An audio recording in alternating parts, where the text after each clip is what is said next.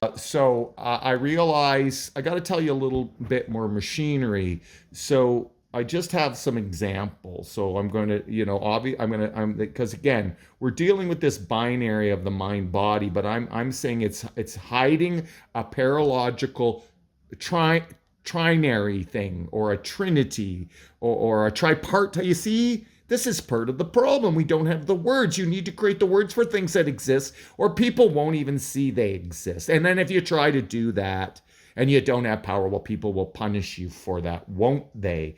And like I said, the problem in the West is this tacit assumption that we've made rational choices in our background metaphysics, and I'm trying to expose and trying to query and response with my own work and my own thinking by returning to my never to be vetted PhD thesis to do this other video in very non-jargony lay terms, because I want to diagnose the in the moment madness of human agency, because it's madness and it's taken over. This whole AI singularity, you don't have to think about it very long, right? This The amount of energy to pursue what could be a pipe dream, what is your backup plan, alone will push us off the cliff. And that is like, oh, look, this guy, he's been shot and he's bleeding. So you shoot him again. That seems to be how humans are going to solve the problems that they deny. They're going to just make them worse because they have what they think is a lifeboat built on, you know, a dead thing that can't even die. All it is, and especially these large language models, is it any wonder they confabulate given we confabulate? So go back and look at my, was it 3 or 4 segment one on the hallucinatory uh, problems of perception. Like this, has anyone get the garbage in, garbage out problem? Like they train these things on indiscriminate data. Have they verified it? Like, don't they understand? All they're doing is all of those people who got to document, who were powerful enough and had the opportunity, like a lot of white people. So how much of this, the text that these AI use, comes only from a narrow cultural perspective too? And this is another thing that's driving me nuts and getting me worried, because it's not that I'm just misspeaking. It's a form of neglect, and I'm convinced it's because I do this when I type, and I've been doing this for decades. Really, it took me a long time to see and tie it into the evidence that I'd had this head impact that had derailed my life, and that's what led me to finally get the evidence. Not that I'm getting any help. I'm still being treated like a child and marginalized everywhere I go, because this is such a blinkered, idiotic, ableist society, and especially in Canada. Canada hates its poor and vulnerable. It's constructed in a way to basically push them right out of any real participation in say, because everything in the West, you're only good if you're productive. Well, what does productive mean? If you're producing yourself to extinction, I think that word lies by then, just like waste. The bionormal wastes, which are not waste, and then the wasting that we're doing, which is criminal by now and self-destructive, which is just dumping short-term poison into a biome that is clearly overwhelmed by this careless agency. So I'm going to read a lot today, because I need to give you some more background tools to understand here. So a big unanswered. When I talk about how that it never happened, it's that any culture is so rational that it's always bringing all the possible backgrounds. It's always going to bury things over these binaries, and power gets constructed in such a way that even if some fringe people see the problem, those that dominate that silo, right, string theorists, won't let that happen. And I see a bigger arrogance here in physics, in its insistence that everything reduces to hard physics. And there's certainly no justification for that. But this whole bad mixing of religion with philosophy that's been going on for 3,000 years. And no wonder it's led to a materialist pipe dream, sky god in the computer bit of religion. Like scientists have, these scientists, and they're not, I don't count coders as scientists. They're logic choppers at the best, and that's the problem. So I think the biggest denied problem in philosophy is, what are numbers? What are the ontology of numbers? And let me explain the basic problem. When you see a cat on a mat, it's not the symbol that you're seeing. The symbol, sorry, if you say there's a cat on the mat, or you write there's a cat on the mat, it's not the symbol that is the cat.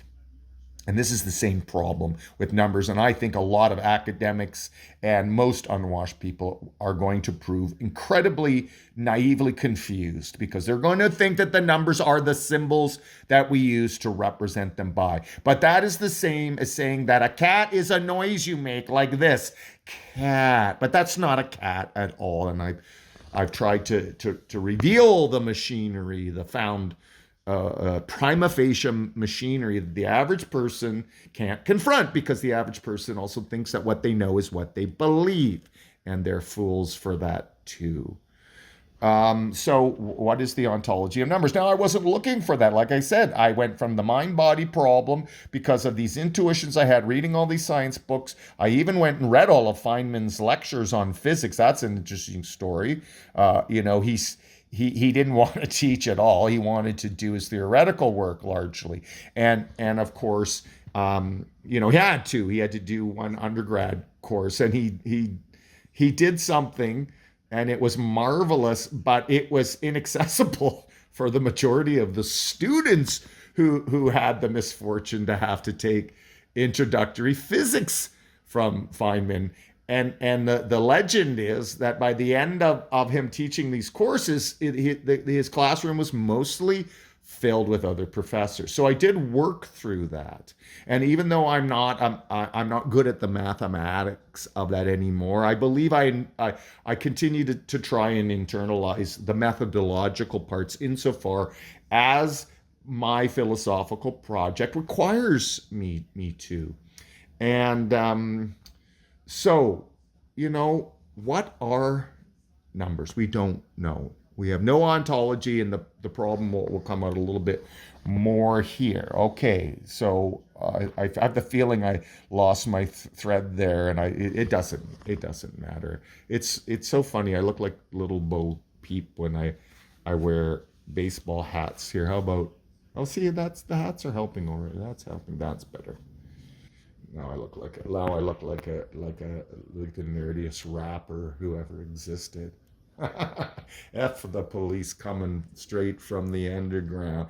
A young N-word's got it bad because I'm brown. Now there's some cultural wisdom right there, me appropriating stuff. But I was a big fan of rap.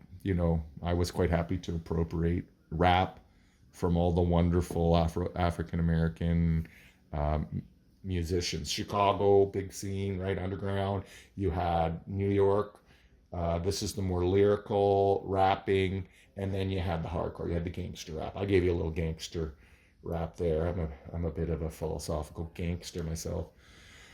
So, this is a good start, because this is in essence the aim of this, explaining why most of human discourse and conflict and even the planning, it's just all a mix of speaking past poorly defined things and something even more fundamentally problematic. And that's what I'm going to get at in the context of the mind-body problem, because I think the two things resonate, right? And that ultimately this binary thing needs to be a trinary thing, but with a paralogical center, right? There is going to be a way to, in a sense, expand the excluded middle in literal and existential terms because of entanglement.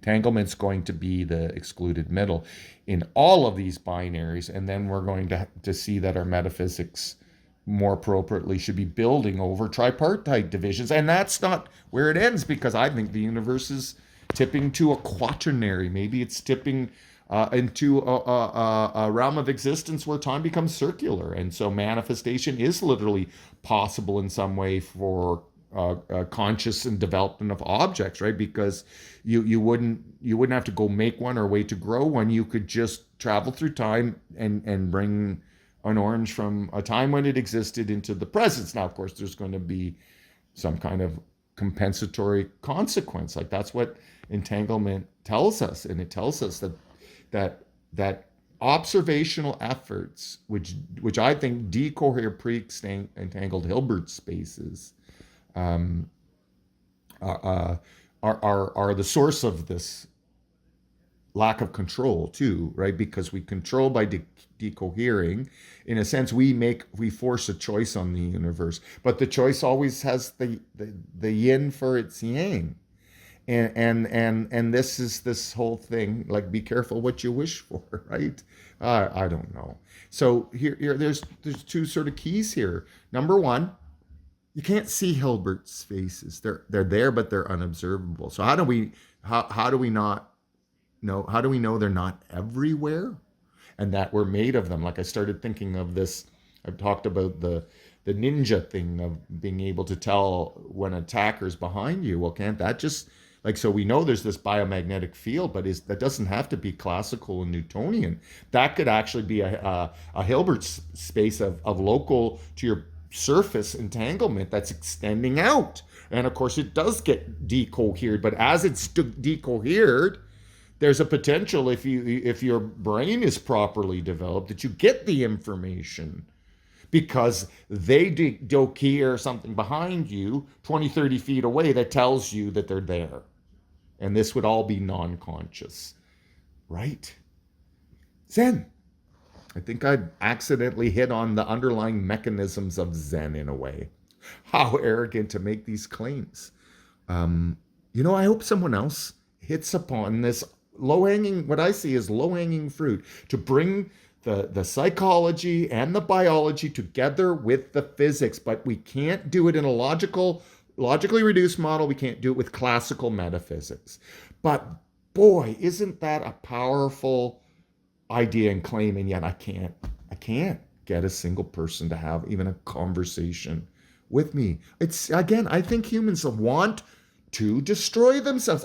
How else do you explain that? You have people on the margins trying to defend different views, trying to point out these problems with metaphysics, and because they can't accrue power doing it or don't have any power, they just get shut down. Like it just looks like I call it autobiocide. And maybe, like I said, all my worry about negative outcomes are irrelevant because we are heading through the eye of the needle, and that means we do need some kind of dissolution. And I do have an empirical backing for why I think it might be when we hit the 10 billion souls. Like it might take 10 billion souls to finally have enough people with the right state of consciousness such that their minds do facilitate the hyper mind coming down from the future, from the fourth dimension, if you will, and being realized as a new ordering principle, right? A new level of shared cultural valuing, right? We've got to get out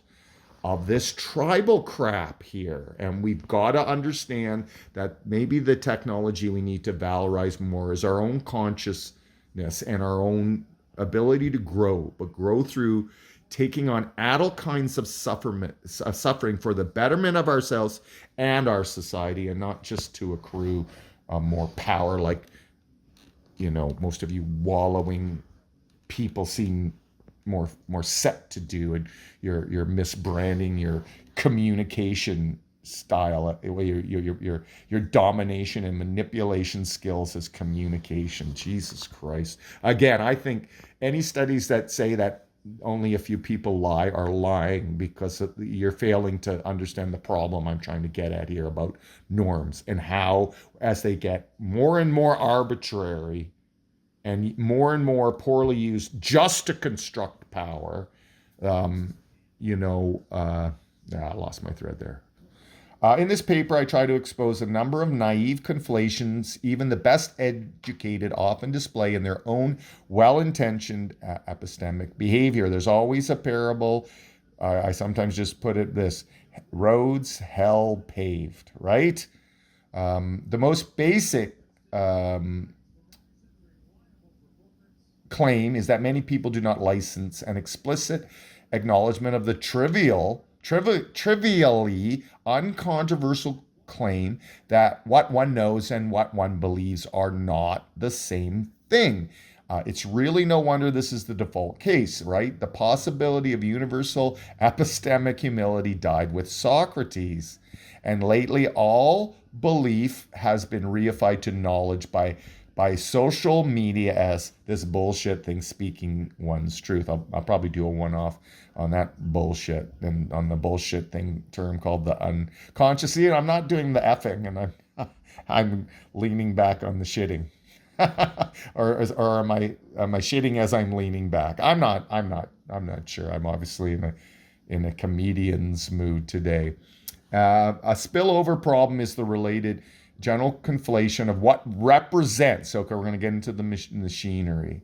So what is used to represent is typically a sign, an image, an icon, a symbol, a pointing, an inscribing, or a bespoking, I guess, a vocalization. These are all vehicles, multiply realizable representational vehicles. So and again, these might be overwrought cleavings, but I'm Trojan horsing this in because the metaphysics on which these problems I'm trying to bring to the light of data help my own kind as well as myself. They're the ones that are, I think, very useful, like minimally useful. If you have to give charity to the background thesis, the representational thesis, because this is the dominant thesis, and this is the machinery of representations as mental states. So we don't know how these things are truly realized in the brain. So we may be imposing structures on the brain that they don't actually end up having, or different structures on the mind, because those aren't the same things. They're not identifiable, and you certainly aren't going to reduce the mind to the brain on my terms. So those are representation vehicles, right? They're called because they carry the content. So the content goes inside the vehicle. So when I say, hey, that's a cat, the noise, the stripped away noise, like say cat.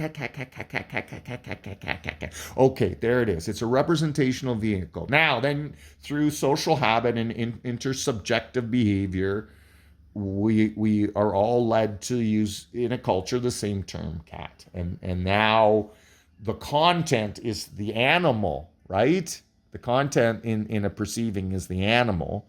And then in a conceiving, it's a propositional or other whimsical sort of statement in regards to the cat. So content doesn't always have to be propositional or logical. Like you can just go, cat bah. So the content is cat and bah, and what you might mean by that is up for interpretation now too. So this is the problem we often conflate. And I think with numbers, that's what most naive people are going to do. They're going to conflate the content, like what's represented by the symbol 3, or does it go this way? 3, what kind of, that's right. 3, right? That's the symbol. 3, 13, you see, Proto-European, came from the same Euro, in India, somewhere near the Caucasus, the mountains. I don't know, the steppes of Russia there. Somewhere in that Indo-Proto-Euro, there a lot of the languages came out of that area. If I'm remembering any of this right, this is really annoying that these glasses won't sit on my face properly. Or maybe you notice I got new glasses. So a lot of people end up conflating the content with the representational vehicle, and this happens to academics. It's easy to make these mistakes, right? And again, this is why charitable glossing is sometimes in place in the moment, because you know, don't you're not always trying to show people they're wrong. You give them the benefit of the doubt if you have reason to believe they would have known the mistake they made if they were confronted, because that wasn't their point in the moment. Like, I don't think people do this at all anymore, and even in academia. The charity has just been sucked out of this insane world. Um, right? And this is where the referential terms, oh yeah, so there's, you know, it reference for is an unproblematic part of the machinery of a of a sound use of a representational vehicle, and the content will often provide the referent if the pointing or some other ostensive indication doesn't. And if not, you ask what they're talking about. Right. So there are really three. There's the there are three, and then I'm going to say four. There's another one, right, in the tip from matter to life. Variously, abstractly, for the purposes of model building and understanding and teaching and whatever, separable parts to mental representations. And that's vehicles, contents, and targets, right? And that's where the referential part. And that'll cover it all. That pretty well. I mean, I don't know if there are any cases you can't parse that way, except for the normative, as the normative enters into our model building. And I say here, philosophers are often shown as guilty as lay people in their conflations. And another thing I see educated people doing that's uncharitable is impugning someone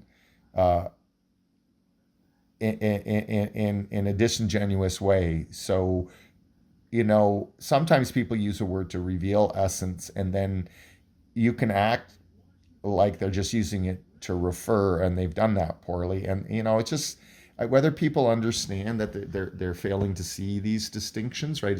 So again, we sometimes use words just to refer to something.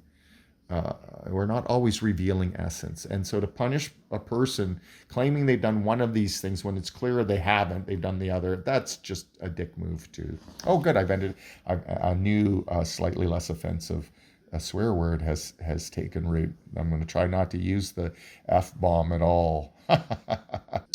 So, for all too many literate people, even those with relatively high competency in mathematics and logic, there is always the possibility that most think of the quantities and operations respectively represented by numerals and logical symbols as granting a material ontology of numbers transparently, i.e., they think the question as to what numbers are is absurd.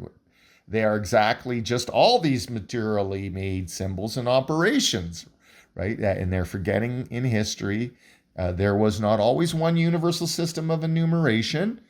It wasn't always universalized. And if you ever go back and study logic, there was no consistency in how what most logicians would now use. You find all kinds of non-standard uses, and it's a real challenge sometimes to even understand the paper. You're looking at something that you know in another code, and then all of a sudden, because one symbol is different, and now you've got to find information on an anachronism, right?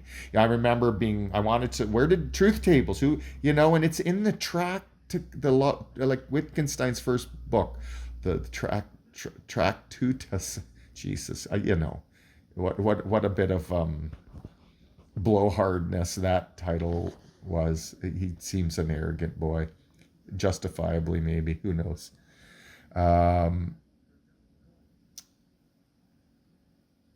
Right. So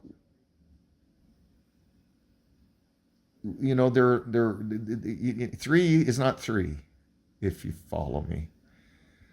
So people end up often deeply conflating what represents, right, all the ultimately radically arbitrary symbols that define the Arabic like decimal place value system with what those symbols are taken naively to represent. Most also fail to at seeing there's nothing essential in our choice in using 10 symbols. And I before made that we 12 would be better. We have an even better, we have the, and I said fingers again, and oh, you're wrong. There's 8 fingers and 2 thumbs. Well, I mean, again, this is what I'm talking about. If that's how you behave, you need to put a sock in your mouth and wrap duct tape around it and then go and learn something.